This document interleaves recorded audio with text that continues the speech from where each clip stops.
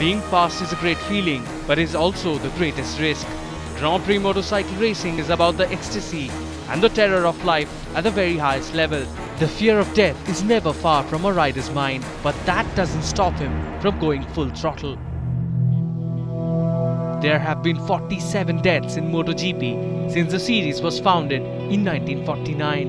In the last 25 years, MotoGP has lost Otello Buscherini, who tragically lost his life at his home Grand Prix at Mugello in 1976. Just a year after that, Swiss rider Ulrich Graf died after a crash at the Opatija Grand Prix. Then in 1980, Patrick Pons was killed in a horror crash at Silverstone. In the next 3 years, motorcycle racing lost the two Michels. Ruggeri died at the Yugoslav Grand Prix in 81, while Frucci was killed in a crash at Le Mans in 83. Venezuelan Ivan Palazzi was killed at the Hockenheim Grand Prix in 89.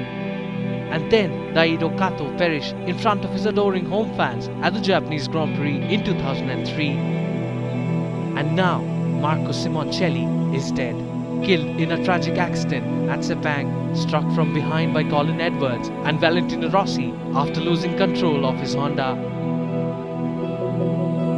The crash was all too reminiscent of the incident that proved fatal to Shoya Tomizawa at Misano in September 2010. So similar are the two incidents that it is worth going back to the Tomizawa crash at Misano and comparing it with the Simoncelli accident at Sepang. Though Tomizawa's death hit the paddock hard, it largely went unnoticed among the general public. Perhaps the first question that many are asking is how such an accident could happen and whether it could have been avoided.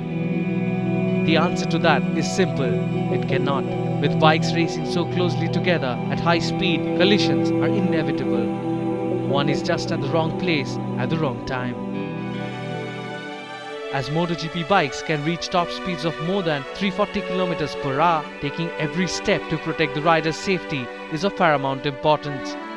There are numerous individuals involved in the safety aspects of MotoGP, from the technicians who design the bikes, to riders' helmets and the protective leathers, to the circuit owners, the representatives of the governing bodies and the riders themselves. Fatal accidents have gone down over the years, which goes on to prove that rider safety has definitely increased. But safety in the sport could never be 100% guaranteed. The tragedies show how costly a price can be paid in sport. But does it make their peers question whether their pursuit is worth it? Probably not. They all know that there is never a room for complacency. The show must go on.